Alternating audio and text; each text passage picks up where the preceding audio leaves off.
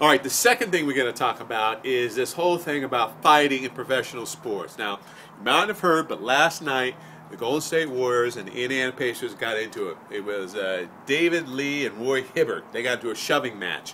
What happened as a result of the shoving match? Well, David Lee suspended for a game. Roy Hibbert suspended for a game. Hibbert got kicked out of the game.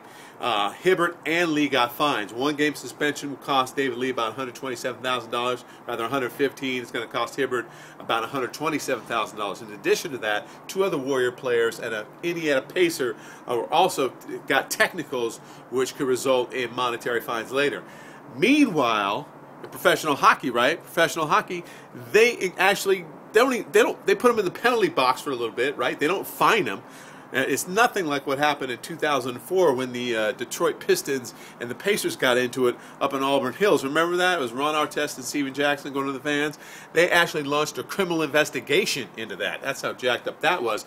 But meanwhile, in hockey, not only do they not do anything about it, the referees will sit there and watch these guys fight. They won't try to break it up. They only try to break it up when a guy hits the floor. That's the only time they try to break it up. And my question to you is, how much does race have to do with this? Now, basketball, the NBA is probably 90% black, maybe a little bit less than that. Hockey has got to be 90% white. In hockey, they let them fight.